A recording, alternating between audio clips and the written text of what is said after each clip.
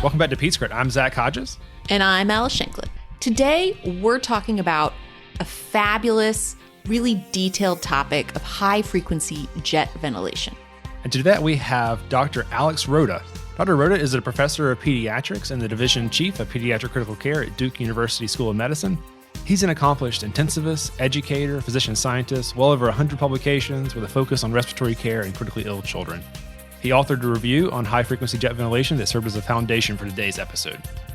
Yes, you could find that in the show notes, but this was such a fabulous conversation. Let's get right to the content. Dr. Rotta, thank you so much for joining us today. We've given your formal introduction up front, but please tell our listeners something about yourself, who you are, what you're doing in pediatric critical care medicine, and maybe something that you enjoy outside of medicine. Sure. And thank you for having me here today, Zach and Alice. I am a pediatric intensivist. I've been in the game for over 25 years. I am the chief of pediatric critical care medicine at Duke University and one of the executive co-directors of our Pediatric and Congenital Heart Center. I spend my time doing what an academic intensivist generally does, which is I spend a lot of time in the units in clinical practice. I'm surrounded by smart colleagues and fellows, so a lot of my time is also involved at bedside teaching. And I do have research interests that are quite broad, as in this stage of my career, I am more in the providing opportunities for others than developing my own particular interests, although I do get to sprinkle some of that as well. So it's a traditional academic intensivist model. That consumes a great deal of my life. So it's a good thing that I enjoy what I do. But outside of medicine, I really enjoy just spending time with my daughters and my wife and cooking, traveling, and just learning new things. I enjoy running. I enjoy surfing. And those are things that kind of clear my mind. Oh, nice. That's fantastic. You, of course, have a very successful career. And as you reflect on what you've done in the past in critical care and what you do currently, what's your favorite part of the job? What do you find most meaningful? That's a great question. And that shifts over time. And I have to tell you that there is no linear track in critical care. So it starts out, I think, as almost a selfish endeavor, as in you are doing the one thing that really brings you professional pleasure. And so you're doing it for yourself. And then you realize you're really doing this for the privilege of taking care of all these children and families that entrusted you with their lives.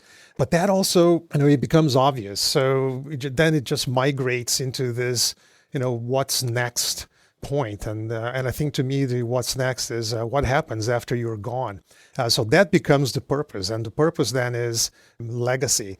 How will you be seen when you're no longer here? And to me now, what brings me the most pleasure is knowing that parts of me will remain with those that I've been lucky enough to be part of educating. So our fellows, our residents, people who have contacted the information we generate through textbooks and articles and so on. So I am very invested these days in trying to help future intensivists and people who are entering the specialty kind of get their ground. There are several formally and informally mentored individuals that are connected to me, and that brings me great joy. So this has really shifted throughout my career, and it's not that you ever abandon the privilege and joy of taking care of patients or the selfish endeavor of doing something you really love, but all those things coexist with different weights at any given time. Oh, that's beautiful. We definitely appreciate being able to look at what's coming next and those that come after you. Do you have a favorite failure in your career up until this point? That's a great question because I think people tend to remember their successes and those are celebrated, and they tend to put down their failures. I have failed multiple times and spectacularly at some point. And I like to think of this as we're still here, we still move forward, and you'll have to learn something from it. So I have several that can come to mind, but I like the point and counterpoint of life. So for instance, just as important as a failure that you can turn into a success is a success that actually, is a failure in disguise. And I'll give you examples of both. An example of a success that can not be what it appears to be is, I was a fellow back in 1995, and I had entered this laboratory because I really wanted to work with liquid breathing. I followed Brad Furman from Pittsburgh to Buffalo because I absolutely needed to work with that man. So I got there and I thought that, I'm a couple of years too late. They figured out how to do this. They are in autopilot. They can ventilate everyone. And I thought I was just late to the party. And then we started observing that a lot of those lungs that we were treating with liquid breathing and perfluorochemicals actually looked a lot better than one would have expected. And if you look at the literature in liquid breathing up to, the late 90s, every one of those papers start with liquid breathing uses perfluorochemicals, which are biochemically inert. We started thinking that, wait, maybe this is not as inert as people think. And we started studying it from a lung protection standpoint. And turns out it has significant biological effects with anti-inflammatory properties. It protects against lipid peroxidation and protein oxidation and so on. So we were so excited to find out about this and to publish it and to get patents on it. And we thought, I thought it was the coolest thing I could possibly do because we had really discovered something. So that was very successful. And yet that placed that device, which was inert, as a drug now, which is active, and it essentially killed any possibility of it becoming clinically useful, because for a ventilator, all you have to do is show that you can ventilate and you are not worse than the alternative. And for a drug, which this has now become, it has to show superiority, and not cute superiority, like, it increases your PO2. No, it has to be a hard outcome, like survival. And no mechanical ventilation additive has ever shown that. So that's why you don't do liquid breathing today. But that was part of a great success. But you asked about failure, and failure is, I think it's really, how you handle failure. Failure happens every day, and our patients need us just as much right after your failure. So you need to be able to pick yourself up and move forward. I recently had a big failure, which was I have an interest in medical emergencies that occur during commercial aviation flights. I was a pilot as a teenager and have always loved aviation and have been disproportionately hit with in-flight medical emergencies. So I thought, it would be interesting that these things are happening up in the air and resources are limited. I need to learn more about that. So I started looking for partners to look at medical events that happen up in the air. And when you call the airlines, no one wants to talk to you about that because, it's not in anyone's best interest to discuss that so-and-so had cardiac arrest on an X airline flight. And as I was moving through all my contacts and trying to turn every stone to find data, a paper was published in the New England Journal of Medicine from a group from an academic institution that had what's called a ground-based medical support center that connects with airlines and give them medical control. And it was a very generic paper. It was a paper that just painted the issue with very broad strokes, and I had very specific interests. So I'm a very collaborative person. If you call me, I'll just open the doors to you. So, I think that sometimes people behave the same way. And I call them up and I say, hey, you have this really interesting data that is untapped. Would you be willing to share the pediatric component of this? And we can collaborate and do all these things. And their answer is like, yeah, no, we're really not interested. And we've done what we needed to do with this and we're going to move on. And that's a big failure for me. It's like, how can people not be collaborative? And then I did what I do when I get upset and I start to ruminate about this. So I kept reading this paper in my head and reading it in my head and thinking of all the ways that I could do this better. And then I stumbled on this mental paragraph that said, that this ground-based medical support center covers 10% of the worldwide aviation traffic. And then I had this eureka moment. I said, well, if they are 10%, there is a gorilla in this field and it's not these guys. I need to find out who that is. So I found out who that was. I cold called them and got on the phone with someone, and we've become research partners, and we've been quite productive about this. So this was a failure that has turned into a success. And so it's really how you frame it and how you see it. But either way, you got to keep pushing. You can't give up, and you can't let them see you sweat. Absolutely. That's a fabulous story. Oh, yes. Great answers to some couple really difficult questions. As we move towards maybe the end of this professional development section of our conversation, do you have any recommendations for PICU fellows who maybe aspire to have a similar career path for you? Successful clinician, academician, research, mentorship, educator, leadership. Yes. Any advice for them? This is a very complex question because, you're now at the individual level, and, we're generalizing my personal experience and my personal trajectory, which as many people experience themselves, your life is not linear and is not an easy path sometimes, and there are certainly bumps along the road.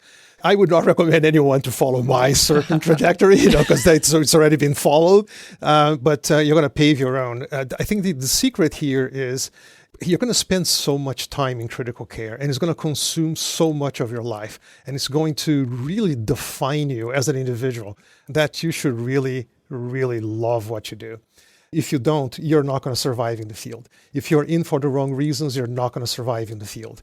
You need to come in, and I'll be blunt about this, you need to come in with a mentality that you cannot believe they pay to do this. They pay you to do this. It is sometimes mind-boggling to me that I get paid to do the one thing that I absolutely love to do. And to me, that's the only approach. Now, it also helps a lot if you are going to partner with someone, that your partner be someone that really understands what you do. So my wife is extraordinary, and she manages to keep our lives running, even though I am here today and I'm not going to see her until tomorrow night when I get out of the multiple things that I have to do. You need to have these elements in your life. But other than that, just kind of go with the flow, find the things you like, try to differentiate yourself from others in certain ways, make yourself important to a part of some operation, make yourself indispensable, either by outworking, outsmarting, outplaying, or just being a good human, and you'll get there. Wonderful. Well, before we get started with our clinical case, do you have any conflicts of interest that you need to disclose? I don't. I have consulted for a couple of respiratory support companies, but definitely nothing along the lines of the things we're going to discuss today. Fantastic. Alice, you can give us our case? Absolutely. All right. So we've got a 2-month-old infant admitted to the PICU with respiratory failure due to RSV bronchiolitis. She's intubated and develops refractory hypercapnic and hypoxemic respiratory failure with pneumomediastinum while managed on conventional mechanical ventilation with peak pressures in the low 30s. The team is considering trialing high-frequency jet ventilation for this patient to improve gas exchange and prevent progression of her air leak. So this is such a classic patient. Before we get into how we're doing things for this patient, what exactly is high-frequency jet ventilation? So, jet ventilation is one of a handful of high-frequency techniques that you can use. It requires a standalone jet ventilator, which is essentially a large box that controls a flow interrupter pinch valve that is interrupting gas flow under high pressure, in tandem with a conventional ventilator that is used to deliver PEEP and occasional mechanical ventilator breaths. FiO2 has to be set on both devices, and this system requires a special endotracheal tube adapter. So the 15 millimeter endotracheal tube adapter that is at the end of every endotracheal tube is then swapped by a specific jet ventilator port where you have a side port that is a monitoring port that is connected to the jet, and it reads pressure. And there is the input of the flow interrupter port that gives these jets of air that go down the tube, and there is entrainment of gas that is being offered by the conventional ventilator. So essentially, if I could use one expression to define how jet ventilation works, is you are pulsing jets of air down this endotracheal tube at very high velocities with entrainment of gas with a Bernoulli effect, and this gas is moving down the airway in small packets, very much like a dinosaur would breathe, but you're just sending a conveyor belt of pulses that are moving in the center of airway while exhalation is happening simultaneously and continuously in a passive way. And we can talk about later about how this differs from high-frequency ventilation and things that people are more familiar with. But I can completely empathize with the clinical team here that has a patient with pressures in the low 30s. You have your back against the wall for conventional mechanical ventilation lung protective strategy, and you're looking for an exit ramp. That was so expertly done. And we'll include a link to a diagram kind of displaying what you're describing. I wanted to follow up and see, when you think about the physiology and how this jet ventilator delivers gas to our patients, why might high-frequency jet ventilation be helpful for some critically ill patients in the PICU? What's the advantage? Sure. So the jet ventilator is a great ventilator. It's not an oxygenator. So the best patient that will benefit from jet ventilation is, number one, a patient that is small enough to not overpower the jet ventilator. And generally, those are kids under 10 kilograms. It's not that you can't do jet ventilation in heavier children, and that's commonly done in the operating room during ENT procedures and so on. But those patients have normal lungs and they have normal CO2 clearance and needs. You put someone like the one you just described in the vignette with RSV and, for all we know, ARDS and poor lung compliance and a mixture of resistive and obstructive and restrictive disease, then you are in trouble because you need a lot more ventilator power for this. So the ideal patient would be someone, just as you described, who is having difficulty oxygenating, but predominantly also difficulty ventilating, and you are looking for a way to clear CO2 without perturbing your preset lung protective settings. So you're not willing to ventilate someone with a peak pressure of 45 on a conventional ventilator to try to get the tidal volumes that you would need to bring the PCO2 down. The jet can allow you to do that without the volume trauma and anaphylactic trauma that a conventional ventilator would cause. Now, in addition to this setup where you're connected to three things, the servo, the jet ventilator, and the pressure monitor, how is jet ventilation different than the oscillator? So I think the only thing that they are similar is that they are fast ventilators. You're breathing supraphysiologic rates, and that's pretty much where the similarities and differences will end. Mm-hmm. I can point out to two very basic differences. One is the oscillator has a piston-driven mechanism that pushes gas in and pulls gas out. So inspiration in all ventilators is active, but exhalation on the high-frequency oscillator is also active, whereas on the jet ventilator, exhalation is passive and is happening continuously throughout the respiratory cycle because gas is always moving out as you're pulsing jets of gas through the center of the airway. So it's not the same paradigm as a conventional ventilator where you're moving tidal volumes of gas down the airway in and out. You're essentially just imagine a little conveyor belt of gas in the middle of your airway, which is the path of least resistance, and is just constantly moving down the airway, whereas exhalated gas is moving through the periphery of the airway. The oscillator causes that exhalation to be active, whereas the jet ventilator, the exhalation is passive. So that's one major difference. Another major difference is that the inspiratory time on the oscillator is a percentage of your respiratory cycle, which is determined by your respiratory frequency.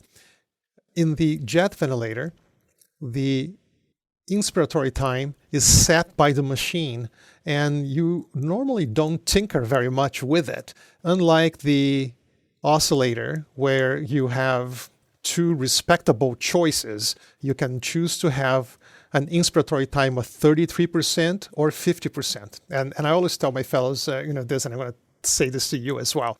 And I don't know if that's your approach to high frequency oscillation, but that's mine. And there are only two settings, 33% or 50%.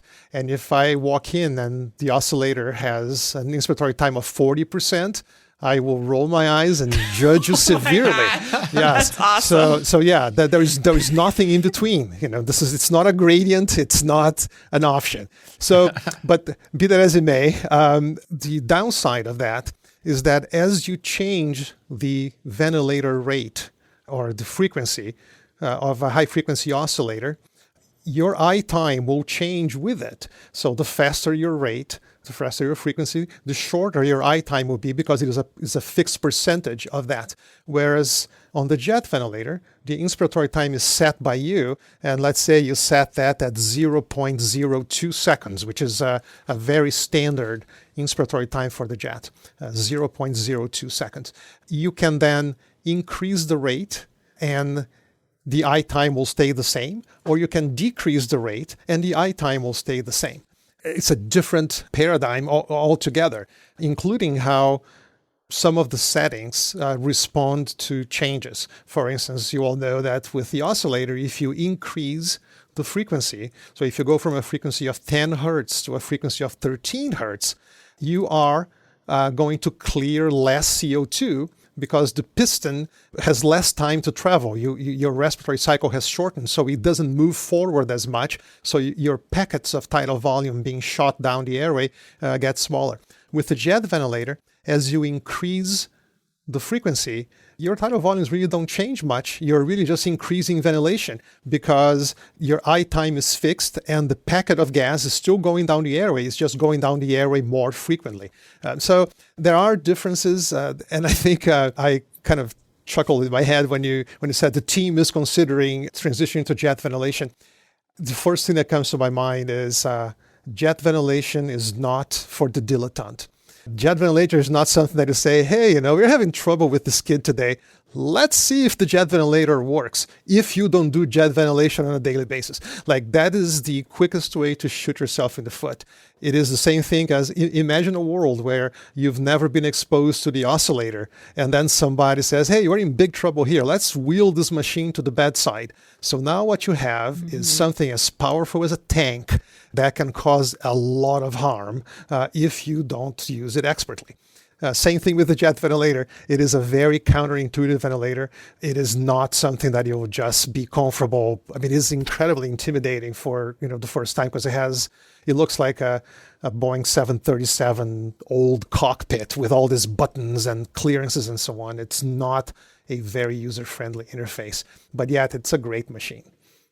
Well, I do want to put a bit of a stop here. This is a really interesting conversation because what do you think current fellows are to do in the context of, I feel like our exposure to things like high frequency oscillatory ventilation and high frequency jet probably aren't as good as it maybe was a generation ago. VV ECMO is becoming much more available, where I feel like maybe we're more able or more comfortable with using higher PEEPs on the conventional ventilator. What do you see these alternative modes of ventilation? Do you see them going by the wayside, or do you see them being a bit reborn in the next generation again? Oh, there's no question it will be reborn. These things are cyclical and they're a means to an end, that they go through generations. I just saw the other day, people going back to flip phones. Because they really don't want to be as connected as we currently are. So it's like they're discovering a Nokia flip phone for the first time in their lives because they didn't see, their grandparents had one, or pagers or things like that. And the same thing is going to happen here. The danger here is that the generation that acquires significant expertise in doing this in volumes, like hundreds and hundreds of high-frequently oscillated patients and playing with the oscillator and the jet in the animal laboratory. Those people are those of my generation who are now practicing in an environment where you might not have a jet, or you might not need a jet, or you think you don't need a jet, or you just say, hey, ECMO right now is so easy. I can put a percutaneous double lumen catheter and not think about this, set it and forget it. It's almost like doing CVVH, so why not do it? So it goes and comes back. But yes, there is a very steep learning curve to these techniques, and I can see how much I benefited from growing up in an era where these machines were coming into clinical practice, and also having free reign to play with them in the animal research laboratory and really acquire expertise by countless hours at the bedside with this. So I don't know what your situation is as far as, do you have the jet ventilator in your units and do you use it often? It would be very interesting to hear your experience. Sure. I would say we do have it available. It's much more commonly used in our neonatal ICU or NICU. We have a few attendings that are more facile, and we'll use it more often in kids, less than 3-4 months, less than 10 kilos, and air leak and bad ARDS. But I would say the majority are not the most comfortable with it, and the majority would be much more comfortable with VV ECMO. Alice? Yeah. I also am approaching this conversation as someone who didn't use this frequently during my training, but might end up at a shop where I'm coming in to take care of someone's patient who's already on the jet ventilator. So definitely not thinking I'm going to do something unique and different, but want to be prepared in case I encounter it. And I think that is the experience of most of our colleagues around the country. I mean, I happen to be in this little silo of jet ventilation that is Duke University, where it is just very much ingrained in our respiratory care-driven mechanical ventilation protocols.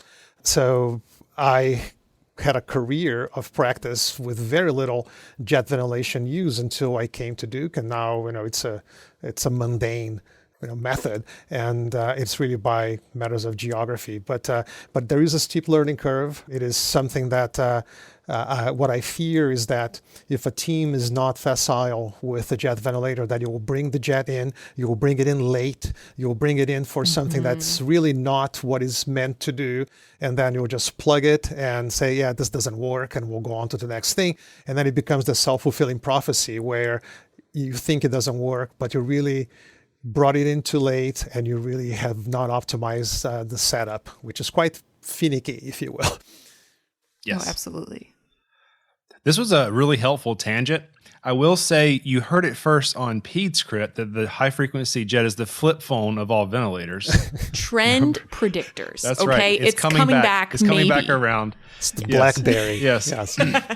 I think we have much to learn today. I'd like you to describe maybe which patient population or where in the course where you think jet would be best utilized. Sure. I think I mentioned we have a respiratory therapist-driven mechanical ventilation protocol here at Duke that is very robust. So if I just kind of go through, how the progression of care would happen, I think it will answer your question. And that is, the vast majority of our patients who are intubated are going to be on a conventional ventilator. We have no reason to do anything other than that. We are very comfortable with it. We have all sorts of monitoring capabilities with volumetric capnography and continuous tidal volume monitoring and lung volumetric calculations and so on. However, there are patients such as the one in your vignette where you start to make concessions, and you're essentially trying to broker the interests that might be very divergent, such as in your patient with RSV bronchiolitis, who by all definitions also has ARDS and probably has some mixed disease. You are trying to ventilate this patient, you're trying to oxygenate this patient, you're trying to be protective, you're trying to be mindful of the fact that this patient already has an air leak. So you are approaching parameters that have been associated with poor prognosis in patients with respiratory failure, such as you having to use a driving pressure that is greater than 15 to try to clear CO2, or have to use a peak pressure greater than 30 to try to move tidal volumes that are acceptable. And even though you're already resigned to permissive hypercapnia, you are losing that battle. So the jet ventilator, I think, is a good alternative to that because it allows you to continue to ventilate this patient, and you can use a conventional ventilator to continue to oxygenate this patient at a lower pressure cost. So to me, the ideal patient for jet ventilator is a small child, usually under 10 kilograms, in whom we are having difficulty clearing CO2 because we are using high PEEPs because the patient also has a high oxygen requirement. So I am squeezed into that narrow band of driving pressure that is now moving 2-3 mLs per kilo tidal volume, and that's insufficient to properly ventilate this patient. So I would switch that patient to a jet ventilator. I would use the conventional ventilator to set my PEEP, which controls the mean airway pressure on the jet.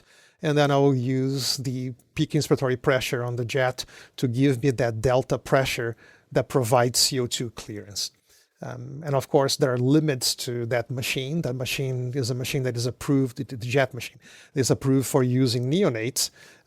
We use it off-label in the older pediatric population. So it's not a machine that is meant to ventilate patients that are heavy or require significant pressure. So there are some limitations to it. So when you think about patient populations who maybe would not be well served with high frequency jet, is it really just that above 10 kilos that comes to mind, or are there other patient populations that you would stay away? I think patients that have severe hyperinflation disease are also not great candidates for jet ventilation. So any disease where the resistance of the airway plays a major role. So if you have someone who's behaving like a classic critical asthma, you're unlikely to benefit from jet ventilation because the pressure and flow attenuation that will happen down the airway because of mucus and constriction will be prohibitive. So I think that the ideal patient, again, is a patient with some degree of ARDS in whom you're having difficulty clearing CO2 and you're now north of your PCO2 of 75 and a pH of 7.2 or lower, and you are unwilling to sit tight with permissive hypercapnia on this patient, and you're looking for an alternative, be that high-frequency oscillation, which is what most people do around the country, or jet ventilation that would allow us to have a little bit more control over some of the numbers as opposed to the black box of the oscillator that you just set it and you hope you are inflating and you hope you're not wiggling too much. So it's kind of an intermediary, path. It also allows us to ventilate this patient without necessarily paralyzing them, so the patient can contribute with spontaneous breaths, which can be quite desirable in some patient populations without perturbing the jet, which is something that most people will not do on the oscillator. Mm-hmm. So we've talked about what we're doing with puffs of air and then continuous streaming of exhalation down the periphery. What are you doing with the sigh breaths on the conventional ventilator? Why is this necessary? Right. So that goes into how we're going to set up this ventilator. So let's say that we're now committed to this, and you have the patient. I don't know what ventilators you use. Maybe like a servo ventilator that was ventilating this patient in a conventional manner. And you're going to bring the jet to the bedside. You're going to change the adapter for the coupling of the jet, ports at the endotracheal tube. You connect all the lines. Your respiratory therapist will check it. You will get a green light saying that you're good to go. So how do you even start this? Your patient had a peak pressure about 30 and you're on a PEEP of 10, as I recall. Yes. So I have to choose parameters for the jet, and that would be a peak pressure, say, of 35. So it's a peak pressure that is greater than the one I had on the conventional ventilator. I will choose the respiratory rate based on patient size and physiology. So a 2-month-old baby with RSV, I'll probably start this baby with a rate of about 360.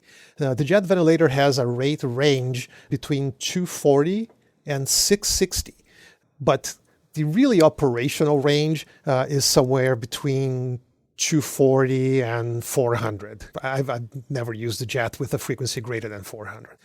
And the smaller the patient, the faster the rate. So for a 10 kilogram patient that I am at the limit of the jet power, I would start at a lower rate, like a 240, 260 rate. So just to give you an idea of where you would start. The inspiratory time on the jet has a fairly narrow band of settings and is set between 0.02 seconds and 0.034 seconds. Go figure. So it's a narrow band, but it gives you a pretty broad combination of inspiratory to expiratory ratios. So for instance, at a 0.02 second I time, a rate of 240, a respiratory rate of 240, which is 4 hertz, gives you an I to E ratio of 1 to 12.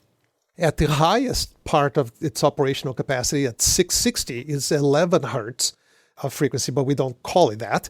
And it's an IE ratio of 1 to 4. So the likelihood that you're going to be air trapping with a fast rate is greater because your IE ratio is much lower, as opposed to lower rate, short I time, a lot of exhalation time. So anyway, those are the settings that I would pick: an inspiratory pressure of 35, a respiratory rate of 360, inspiratory time at 0.02, and then I have to deal with the conventional ventilator. The conventional ventilator, I'm going to choose a PEEP level, and I'm going to start with a PEEP of 12, just because the PEEP of 10 was not particularly working before. I have to choose an inspiratory pressure for the conventional ventilator for the side breaths that you mentioned, Alice, and I'll talk about what those are in a second. I'm going to choose a peak pressure of 28. And the reason being, it has to be a pressure that is lower than the pressure that you set on the jet. And remember, I set my jet pressure at 35. And the reason I want to set it lower than the jet pressure is that if I set it at the jet pressure or higher, every time that the conventional ventilator cycles, the jet flow will be interrupted. Like the machine has a built-in auto shut-off that if you have an airway pressure that is greater than the pressure that you set on the jet ventilator, the interrupter valve will shut off because it's thinking that perhaps you are hyperinflated and about to blow up. So you always set your side breath pressure lower than the jet pressure. The respiratory rate that you set on the conventional ventilator, for your particular patient, I would choose 5. Okay, why 5? Because it's not 10 and it's not 0. So I want to give some sigh breaths of the conventional ventilator. And the reason for those sigh breaths is because lung recruitment becomes very important for oxygenation, which is not the forte of the jet ventilator. So you need to have a device that opens up the lung so you can recruit recruitable lung so those areas can participate better in oxygenation and ventilation. Because if you just connect a patient to a jet ventilator without a sigh breath, you're going to be jetting these tiny little specks of gas that are just mildly distending the alveoli, but really not taking them to full capacity. And they flirt with their closing volume. So it's conceivable that alveoli will be completely socked in and not benefit from that tidal recruitment that happens when you take a normal breath. So the conventional ventilator is there to give you a breath respecting lung protective parameters while being interspaced by the sprinkles of magic of jet pulses that are going down the airway, which are really the protective part. Now, why did I say 5 and not 10? Because if you start ventilating someone with a 10 sigh breaths, either you're doing it wrong or you're really doing conventional ventilation that is augmented with some jet ventilation, which is what you were having trouble with in the first place. And if you do 0 to start, then you run the risk of having to use much higher mean airway pressures to open up the lung because you don't have the benefit of this cyclical recruitment of alveoli. So 5 is, I think, a great start.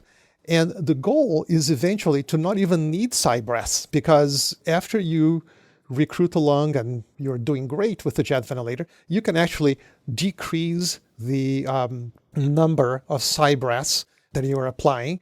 And if you have a ventilator that allows you to deliver 0 breaths, that's great. Most ventilators don't, so usually people will set 1 or 2 breaths per minute, and that's sufficient. It's sufficiently non-noxious to harm the lung, but it's also sufficient to open the lung that is becoming atelectatic, almost like a yawn when you're bored about something. You're just that's you re-recruiting some of those alveoli.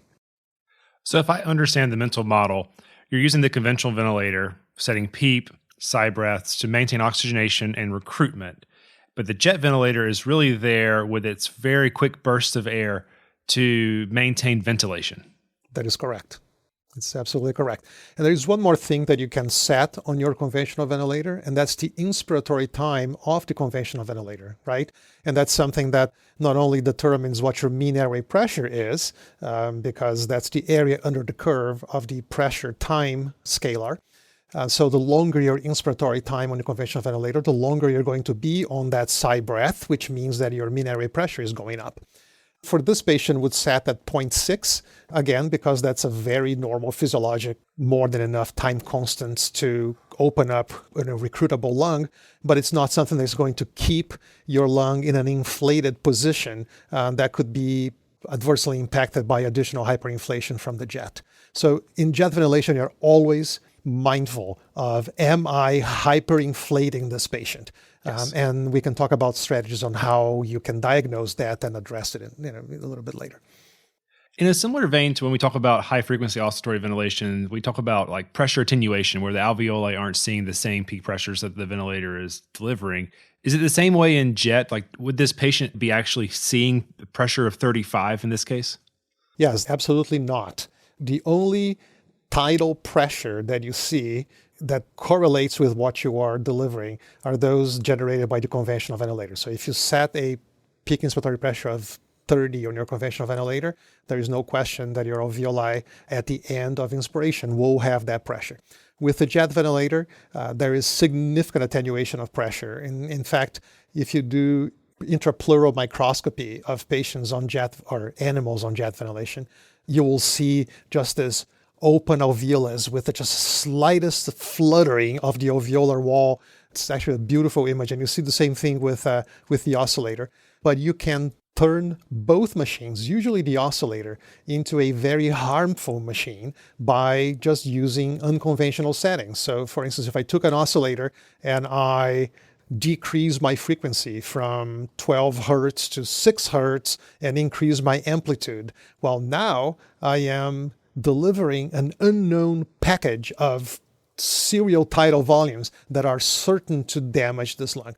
I tell my fellows that sounds that send chills up your spine is when I come around the unit and I had a patient the night before that was on the oscillator, and the oscillator was sounding as I think it should, like da da da da da da da da. Yes. And then I come around and it's sounding da da da da da. Okay, well, that is a bad sound. Yes. Because that means that A, we're losing that fight. B, we are our worst enemies here. That patient is certain to blow an air leak. And it's a little harder to do that with the jet ventilator because it's a gentler device. You really have to go out of your way to be injurious, but the risk you run is the risk of hyperinflation, which can be just as noxious because dynamic hyperinflation will transform, zone 3 lung into zone 1. You become now hypoxic, and you think you're hypoxic because you're not recruited, so you crank up your pressure, which causes more hyperinflation, and it's a vicious cycle that is very difficult to recognize if you are not in tune with your machine. Yes. I feel like as critical care fellows, we have this mental model where, we try to keep the peak pressures below 30. How does that shift in the jet ventilator? Because necessarily a PIP of 30 on a jet is nowhere near the same as a PIP of 30 on conventional. Like, where would you raise that bar? Is there data that guides this or no?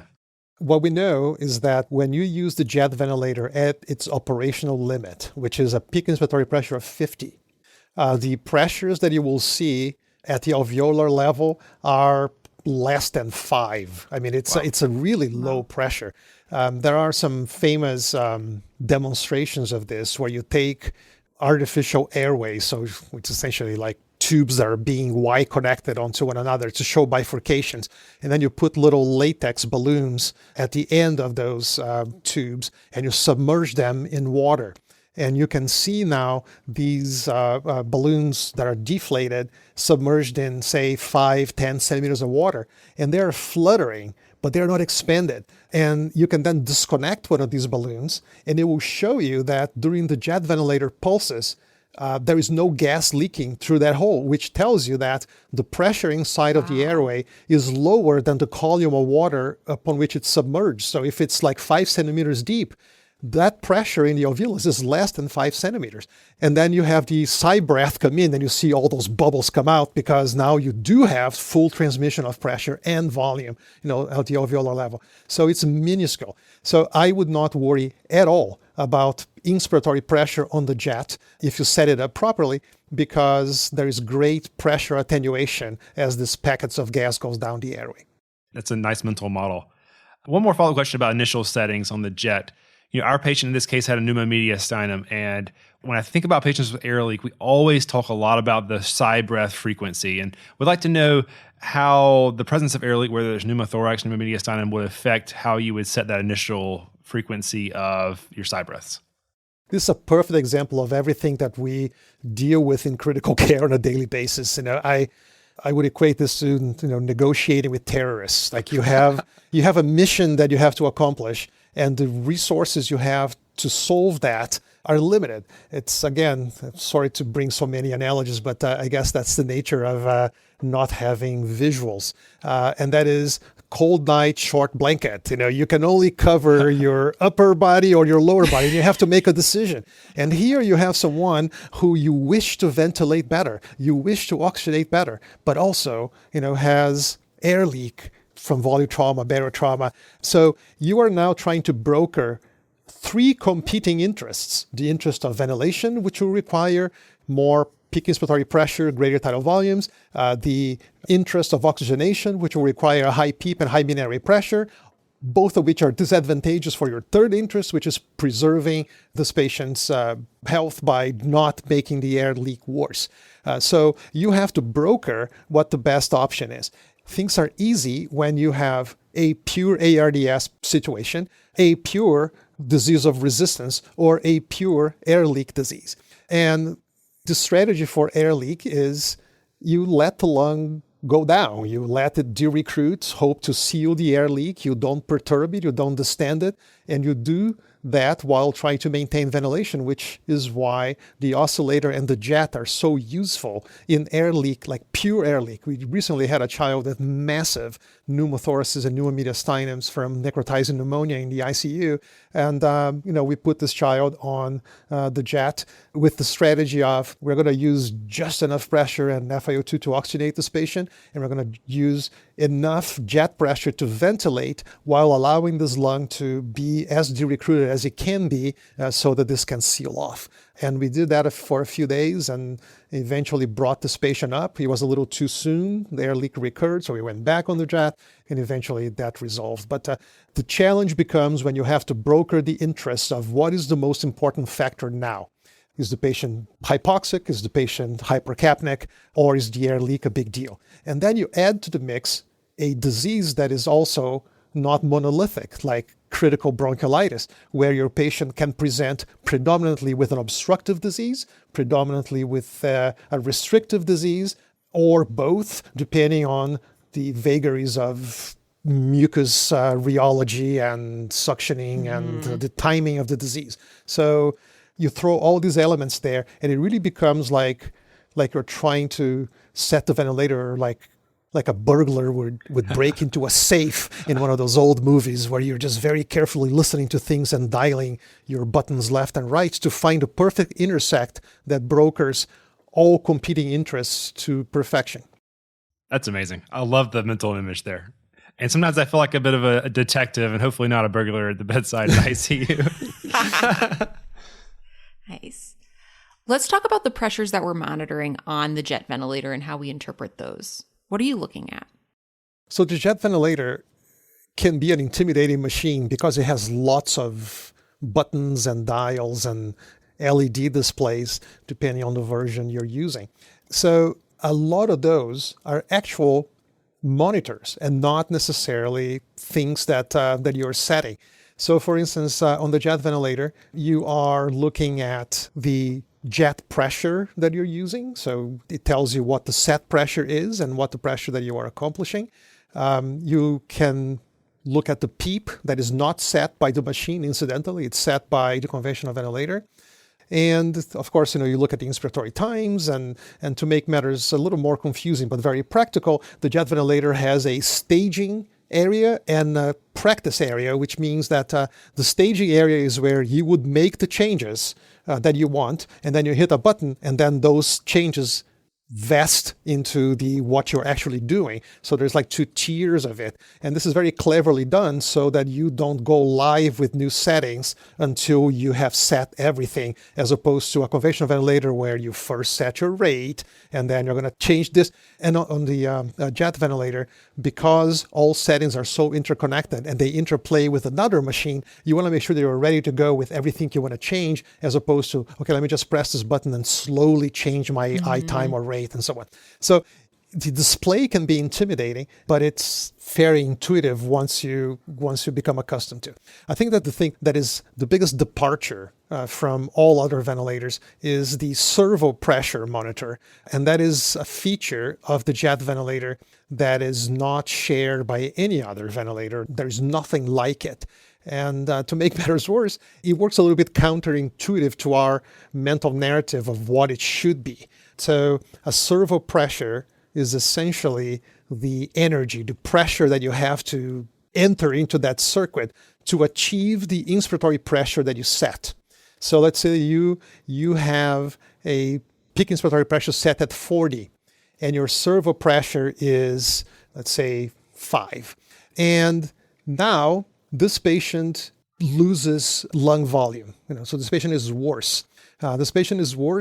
So you now have less lung volume to work with.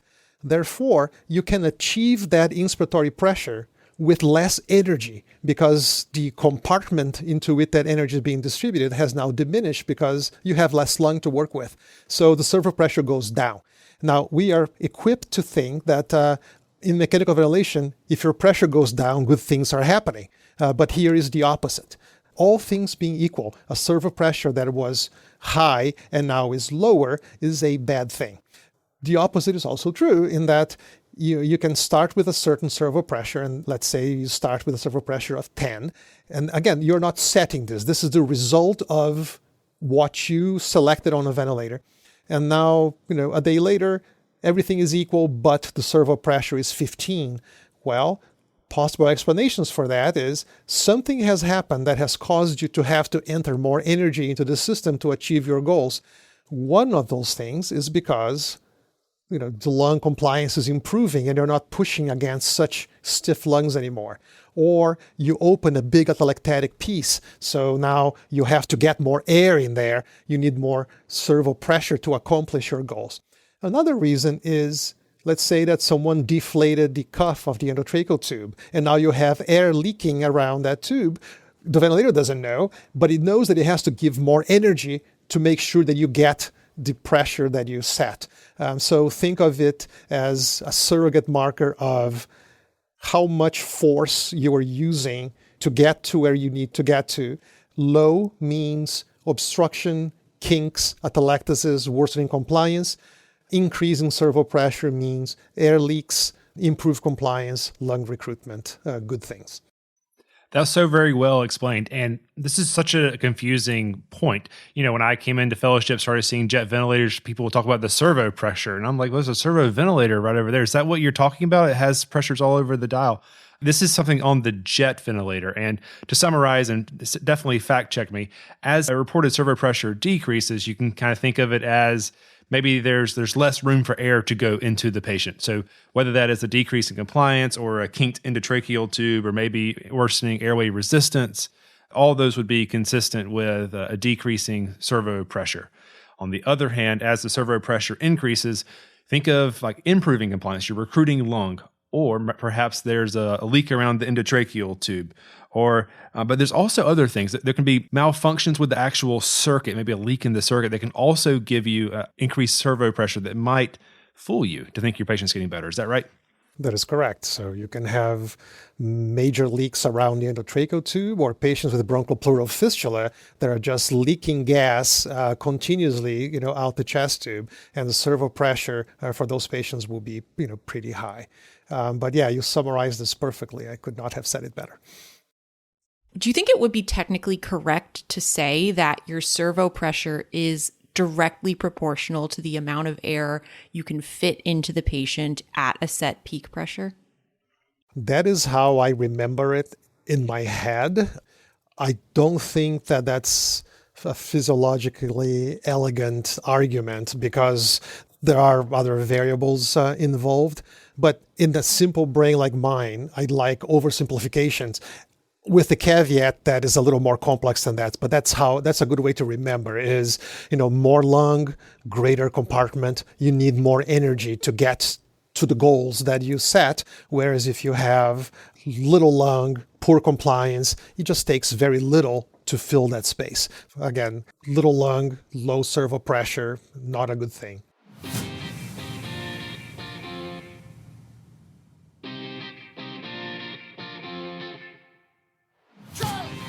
And thank you for listening to this episode of PedsCrit. Please remember that all content during this episode is intended for informational and educational purposes only. It should not be used as replacement for medical advice. The views expressed during this episode by hosts and our guests are their own and do not reflect the official position of their institutions.